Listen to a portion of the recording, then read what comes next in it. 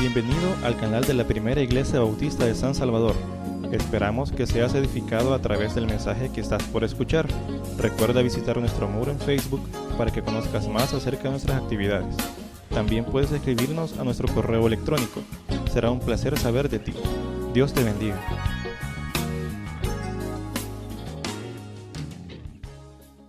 El Evangelio de Mateo, del que leímos estos primeros 4 versículos del capítulo 8, fue escrito por Mateo, un publicano, un cobrador de impuestos para Roma, pero tenía habilidades especiales que cuando el Señor Jesús lo vio, pero lo vio con detenimiento, desconectando los otros 4 sentidos, y el de la vista lo puso fijo en Mateo, vio habilidades extraordinarias que le gustaron tanto al Señor Jesús, que lo llamó para que fuera su discípulo.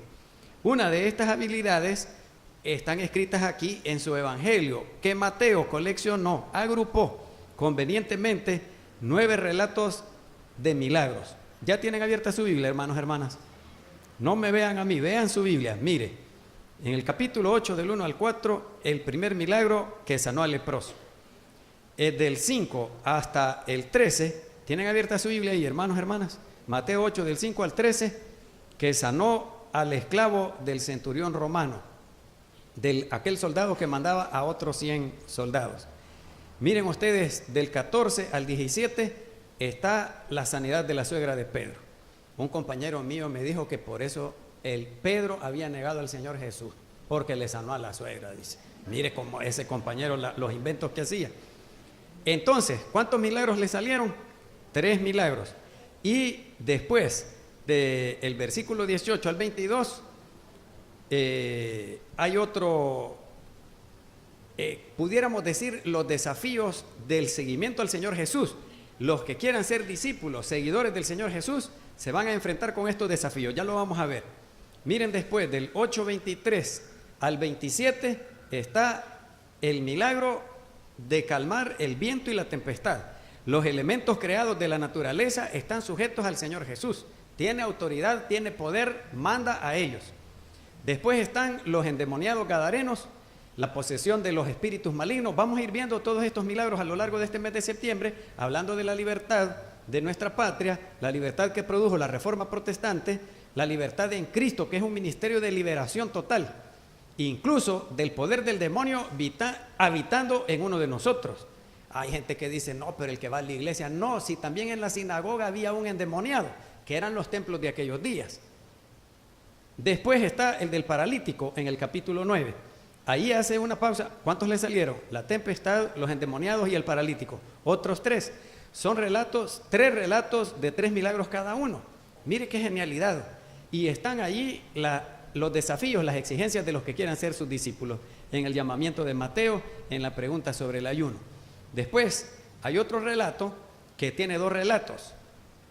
El principal es el de la hija de Jairo, que había muerto. ¿Recuerdan ustedes? El principal de la sinagoga.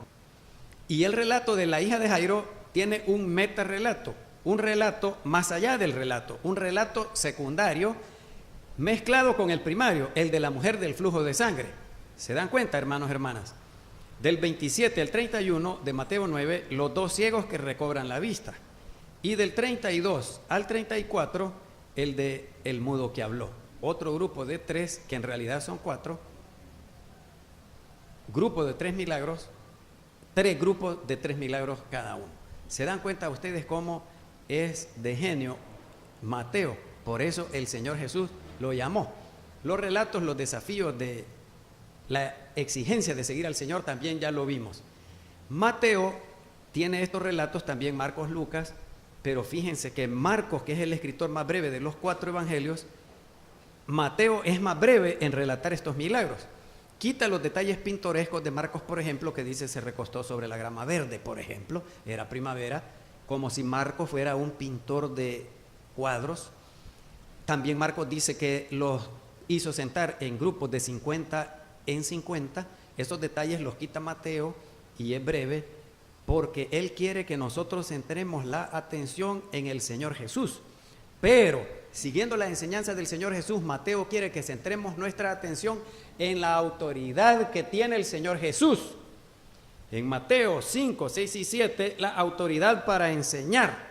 Pero en el 8 y el 9, la autoridad que tiene sobre los elementos creados de la naturaleza. Eso nadie lo tiene. La autoridad que tiene sobre los espíritus malignos, poseyendo a una persona. La autoridad sobre la enfermedad. La autoridad que tiene para hacer un llamamiento a una persona que no puede resistirse. Nos libera de toda dolencia, que es la indisposición del ánimo que tiene uno cuando está experimentando algún dolor. La enfermedad en todas sus formas, mire lo que nos dice, la lepra, la ceguera, la mudez, la parálisis, libera del poder de la muerte que tenía a la niña. Una persona puede volver a la vida, el Señor tiene poder sobre la muerte, eso es lo que estamos leyendo. El poder demoníaco, ya lo mencioné, el poder de las fuerzas creadas de la naturaleza, pero hay otra que me hace falta mencionar, el poder que el pecado tiene sobre nosotros y nos esclaviza. No tenemos esposas, no tenemos una cadena, un grillete, no tenemos un cepo donde están metidas la cabeza y los brazos atrapados, pero el pecado nos hace sus esclavos y Él puede liberarnos de ese poder también. El Señor Jesús exige una respuesta radical, no tibia, no de medias tintas. A todos los que le seguían antes y a los que le quieren seguir hoy, es un seguimiento radical, porque Él tiene autoridad sobre nosotros. Y Mateo quiere que centremos la atención en este dato. Todos estos relatos, 10 agrupados entre grupos de 3, uno que tiene el metarrelato que ya dije, Mateo quiere que centremos nuestra atención en este detalle. Lo escribió aquí en el versículo 17 de Mateo 8. ¿Todavía tienen abierta la Biblia o ya la cerraron, hermanos, hermanas? Leamos todos juntos. Esto es para que pierdan el sueño conmigo. Mateo 8, 17. Una cita que está tomada del profeta Isaías. Capítulo 53, versículo 4 de Isaías. Pero Mateo la tiene registrada aquí. Todo esto lo hizo el Señor Jesús. Como tenía autoridad para enseñar, lo del Sermón del Monte, que ya hemos predicado como 50 sermones sobre eso, que eso es el ministerio central del Señor Jesús. Ahora quiere que centremos la atención en la autoridad, en el poder que tiene sobre todo la enfermedad, la muerte, los elementos creados de la naturaleza y los demonios. Mateo 8, 17. Leamos todos juntos para qué hizo el Señor Jesús. Leamos todos. Para que se cumpliese lo dicho por el profeta Isaías, cuando dijo: Él mismo tomó nuestras enfermedades y se llevó nuestras dolencias. El Señor Jesús se ha llevado nuestras enfermedades y las cosas que nos producen dolor. La dolencia, que es la indisposición del ánimo. Por eso ustedes reclámenle al Señor: llévate esta enfermedad en el nombre de Jesús de Nazaret.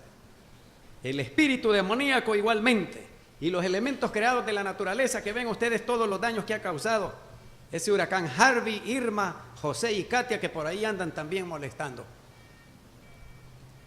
Las mujeres se enojan conmigo porque digo, las mujeres causan más daño. Y acuérdense, los huracanes con nombre de mujer, Joan, que sería Juana en español, creo yo, no estoy seguro, hermano Oscar ahí me corrige, y los que hablan inglés. Katrina, ¿se acuerdan? Y ahora Irma, más fuerza que los otros. Pero vaya, dejemos eso a un lado. Hay otro eje que une estos 9 milagros, 10 con el metarrelato. Fíjense bien todos los que han sido sanados.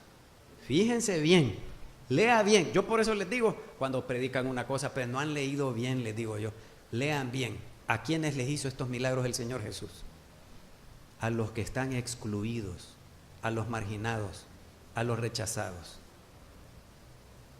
a los gentiles, a los leprosos, a las mujeres y a los enfermos que ni siquiera los dejaban entrar en Jerusalén y no podían llegar al templo, no tenían acceso a Dios, porque todo el acceso a Dios era a través de los sacerdotes. Habiendo dicho esto, miremos el detalle de Mateo 8 del 1 al 4. El Señor Jesús tocó a un leproso.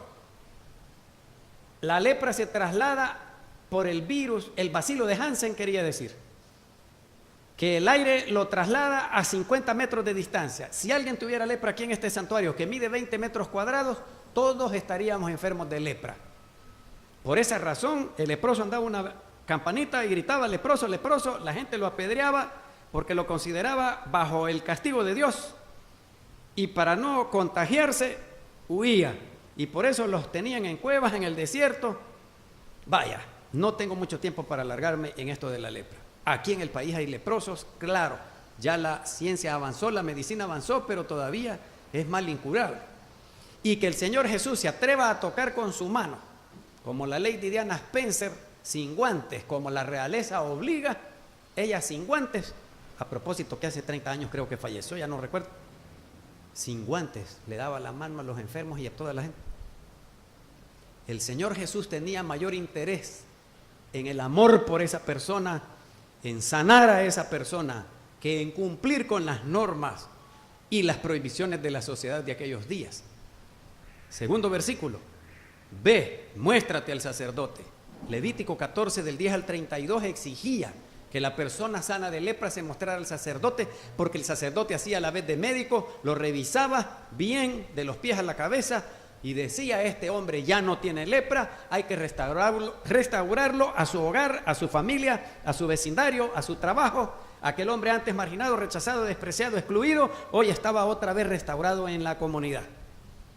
Así que ve y muéstrate el sacerdote. Pero el Señor Jesús respetaba la ley de Moisés. El acuerdo que se tomó uno tiene que respetarlo, esté de acuerdo o no esté de acuerdo. Por otro lado, el poder sanador del Señor Jesús demostraba que era el Mesías esperado 800 años en el pueblo de Israel. Segundo punto, no le digas a nadie. O tercer punto, se le llama el secreto mesiánico. El Señor Jesús no quería que supieran que Él era el Mesías, por dos razones que al menos queremos compartir con ustedes. Marcos desarrolla ese tema del secreto mesiánico desde el capítulo 1 hasta el 16. Los demonios lo conocen, pero Él les dice: cállense, no le digas a nadie. ¿Por qué el Señor Jesús prefería pasar inadvertido como el Mesías en hebreo, el Cristo en griego? Los gentiles, los no judíos, lo reconocían como tal, los romanos lo reconocían como tal, incluso el centurión que dirigió la crucifixión afirmó verdaderamente este hombre era hijo de Dios. ¿Y cómo es que el pueblo escogido no? ¿Y cómo es que los religiosos no? Pero si lo tomaban como el Mesías, la mente estaba dominada en el pueblo judío por un libertador, pero militar, bélico, armado, como Saúl, como David, reyes del pueblo de Israel, que extendieron sus dominios más allá de lo que el mismo Dios había prometido. Y el Señor Jesús no quería que lo confundieran con ese tipo de Mesías, por razones equivocadas que tenía el pueblo. Y la segunda razón es que también podíamos agarrarlo como milagrero, como el sanador. Y el Señor sana, pero no es eso su ministerio principal. Tanto interés tenía en la sanidad del cuerpo como en la sanidad del espíritu, de la mente. Que nosotros no seamos rencorosos, que nosotros no seamos orgullosos, que nosotros no andemos hablando mal de nadie, que nosotros amemos a todos independientemente de las cosas que nos dividen. Todo lo que dijimos en Mateo 5, 6 y 7, eso es el ministerio central del Señor Jesús. Lo demás es periférico, alrededor gira del ministerio central, que es la sanidad del espíritu. Y no quería el Señor que lo malinterpretáramos en un ministerio que en realidad no era el de Él. Además, Él no tenía interés en atraer los aplausos, como algunos pastores de hoy, algunos líderes religiosos que, como les dije el domingo pasado, que me enseñó mi abuelita, la mamá de mi papá, y que falleció cuando yo tenía 5 para cumplir 6 años, a ningún hombre se le construye un altar, porque siempre seguirá siendo un ser humano sujeto a error. Allá los romanos dijeron por decreto legislativo que el César, el emperador, era Dios. Allá Maradona en Argentina tiene un templo donde la gente llega a orar y el número 10 de su espalda, cuando jugaba fútbol, le escriben una D mayúscula, el número 1 que simula una I, el 0 que parece una O y la S. Así es la camiseta de Maradona. Y otros más a lo largo de la historia. Eso es ridículo y absurdo. El único que merece toda honra y toda gloria es Dios. Y una de las 4 solas o 5 solas de la Reforma Protestante, una de esas 4 solas, 5 solas, es todo se hace para la gloria de Dios, solo para la gloria de Dios. Eso debemos tenerlo clarito. En esta mañana, cualquiera de ustedes o todos hemos venido afligidos por algo, abrumados por algo, agobiados por algo. La vida humana nos plantea todos los días esto, todos los días. Y mi abuelita, la misma mamá de mi papá, decía, es que el diablo, decía ella, yo no le digo ni el nombre, yo mejor digo el enemigo de nuestras almas, como que se propone arruinarle la vida a uno, de una forma o de otra forma, decía ella. Por eso el libro del Eclesiastés nos aconseja los poquitos momentos de felicidad que la vida te presenta, disfrutarlos al máximo. Si la vida humana es complicada por ella sola, ¿para qué te la complicas más tú? Ay, qué aburrido. ¿Cómo amaneció el día? Vayan a ver a los niños, está nublado, está lloviendo, los niños siempre están jugando. Ay, hacemos una excursión al parque de la familia y de que se van bajando, ay, lodo, ve, a un charco nos has traído, ve. Y los niños ni se han bajado del bus y andan corriendo, jugando, dando vueltas de gato. Allá llegan los hermanos, ni bancas donde sentarse, ¿ves? Como el gobierno se roba todo, todos corruptos. ¿Para qué nos trajeron aquí? Ni bancas hay donde sentar. Sentémonos en la gramita, hermanas, y mire, más suavecito, más acoginadito. Ay, pero ya me duelen las tabas, que son las rodillas, porque solo los de Usulután, Santa Elena, los tabudos les dicen, porque juegan un juego con la taba, con la rodilla de la res. Y se sienta la hermana y pone la mano y le pica la hormiga. ¡Ves! A un hormiguero nos has traído que... ¡Ay, Dios mío! Y entonces, ¿para qué fue? Va a la playa y no se baña. Mire qué bonito. No, yo solo para que me dé el yodo, el viento trae el yodo. Y es cierto, 10 minutos y ya están yodizados ustedes. Pero báñese, va a la montaña, escale, pues lo que pueda, pues. El Eclesiastés dice, los poquitos momentos de felicidad que la vida te da, disfrutarlos al máximo. Lo invitan a comer, coma hermano, coma hermano. Ay, que estoy a dieta hoy. No, si el fin de semana no se hace dieta, de lunes a viernes nada más. A mí cuando me dije, ¿quiere más, hermano pastor? No le he dicho a un sordo, le digo yo, écheme más. No que me hago como el que no oye. No, disfrute al máximo. Pero hoy podemos haber venido con una situación difícil. Y solo Dios puede sacarnos de esa situación, aunque no lo veamos. Él está trabajando en favor nuestro. Puede ser que este problema que tenemos no lo solucione de la forma en que nosotros pensamos. Por eso dijo un teólogo famoso, hay que dejar a Dios ser Dios. Si es que yo no le puedo dar órdenes a Dios, Señor, solucioname el problema de esta forma. Él ejercitará su misericordia y su amor y lo va a solucionar quizá del modo que nosotros no estamos pensando. Solo Él conoce nuestro futuro, solo Él sabe qué es lo mejor para nosotros.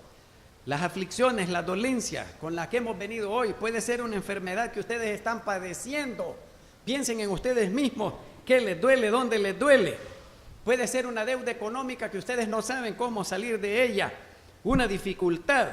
Puede ser una tentación de pecado también. Puede ser un compañero de trabajo, puede ser un vecino que les hace la vida imposible, imposible. Puede ser un hermano de su familia de carne y sangre. Y siento pena decir, y sería peor, que puede ser un miembro de nuestra iglesia, que está sentado en estas mismas bancas escuchando el mismo sermón, el que a usted le está causando ese problema. La sabiduría popular salvadoreña repite, no hay mal que dure 100 años, ni cuerpo que lo resista. Uno de los dos se va a terminar, pero ese problema va a terminar. Permanezcan en la fe, hermanos, hermanas. No crean que Dios ha escondido su rostro como en algunos pasajes de la Biblia, o que nos ha dado la espalda, como el pueblo de Israel, 400 años sin un profeta que dijera, palabra de Dios que vino a mí. Por eso cuando Juan el Bautista, después de 400 años, allá en el desierto empezó a hablar, la gente salía corriendo detrás de él, porque se había acordado Dios del pueblo de Israel después de 400 años. Pero Dios está con nosotros en todas circunstancias que estemos pasando. Está siempre con nosotros. Palabras del Señor Jesús en Mateo 28:20. He aquí, yo estoy con vosotros todos los días hasta el fin del mundo. No hay día que Dios no esté con nosotros. No hay día que el Señor Jesús no esté con nosotros. No hay día que el Espíritu Santo no esté con nosotros, porque Él lo ha prometido y Dios no es hombre para que mienta. Así que en esa situación que ustedes están pasando, ahí está el Señor con ustedes. Al levantarnos de la banca hoy, digamos: este es el día que hizo el Señor, me gozaré y me alegraré en Él. Y si alguno de ustedes cree que Dios no está con ustedes, o si alguien se acerca y les hace burla, ¿dónde está tu Dios? Sos pastor y mirá en la condición que estás. Sos la hermana que nos falta al templo y mirá cómo te tiene. Como si fueran la mujer de Job, mejor maldecía a Dios y morite de una vez. Por eso la gran duda es si cuando tuvo las hijas más bonitas, que una se llamaba Cecia, que Job tuvo las hijas más bonitas, la otra se llamaba Keren. Por aquí hay una Keren, me pareció. A saber si fue con la misma mujer, vea. Porque la Biblia nos dice. Ahí les los dejo de tarea. Y ustedes me dicen, o fue con la misma esposa, la que le dijo eso allá, cuando estaba el pobre Job rascándose con un tiesto. Hay gente que siempre se acerca así. Época de la Segunda Guerra Mundial. Dietrich Bonhoeffer, pastor de la iglesia luterana. En los campos de concentración no había niños, y a los que descubrían los ahorcaban, los mataban. Y en una ocasión llegaron y buscaron a los niños y sacaron a todos los niños. Ya se los he contado, pero por si no vinieron o se durmieron, se los repito. Arrancados de los brazos de sus papás o de las mujeres con quien estuvieran. Y ahí tenían las horcas y ahorcaron a los niños pequeñitos de toda edad. ¿Se imaginan un niño de nosotros que nos lo arranquen y lo ahorquen enfrente de nuestros propios ojos? Y la gente gritaba, la gente lloraba, y el que se oponía lo mataban sin misericordia, ahí nomás los soldados nazis. Entonces la gente sabía que Dietrich Bonhoeffer en el campo de concentración, porque él también estaba preso, porque atentó contra la vida de Adolf Hitler, y la SS, el servicio de inteligencia, lo descubrió, él y otros más. Y él ejercía su pastorado ahí, predicaba y todo. Es más, un primer domingo oficiando la cena del Señor, y ya cuando la guerra había terminado, le gritaron los soldados: ¡Herr Bonhoeffer! Y él acababa de terminar de oficiar la cena del Señor y lo fusilaron, habiendo terminado la guerra, por venganza. Así murió Dietrich Bonhoeffer, y escribió un libro que aquí está en la biblioteca, el que lo quiera venir a leer: Yo he amado a este pueblo. Fíjense bien, ¿dónde está tu Dios? Bonhoeffer aquí, y todos los papás, las mamás de los niños: ¿dónde está tu Dios? Me han arrancado a mi niño y lo han ahorcado ahí. ¿Dónde está tu Dios? Y Dietrich Bonhoeffer, empujado por unos, empujado por los otros, solo se atrevió a decir: está allí, muriendo en esos niños. Porque el Dios y Padre de nuestro Señor Jesucristo es el que prometió: he aquí yo estoy con vosotros todos los días hasta el fin del mundo. Queremos darte gracias, Señor, porque tú eres el Dios con nosotros. No eres como los dioses de la mitología griega. Un Dios que mira, que oye, que se compadece, que decide libertarnos de las ataduras que hoy nos estén esclavizando. Aleja de nosotros las enfermedades, llévatelas a la cruz. Cumple la promesa del profeta Isaías, que el apóstol Pedro también la menciona en su primera carta. Llévate nuestros dolores y nuestras enfermedades, cualesquiera que éstas sean, en el nombre de Jesús de Nazaret. Sana nuestros cuerpos. La tentación del pecado que nos agobia, rompemos esa cadena y vamos a ser libres de la esclavitud del pecado y de la deuda económica y de la violencia y de los malos entendidos y de los rencores y de los deseos de venganza. Líbranos hoy, Señor, porque tu ministerio es de liberación total. Y que podamos cantar libres, verdaderamente libres, en el nombre de Jesús, nuestro libertador. Queremos darte gracias, Señor, por el ministerio liberador con que nos hiciste sujetos de tu gracia. Bendito seas y te vamos a alabar por toda la eternidad. Que cada hermano, que cada hermana cuando se ponga de pie de esta banca sea un hombre y una mujer libre, totalmente, de todo mal, de toda dolencia, porque tú lo has prometido. En el nombre de Cristo Jesús. Amén.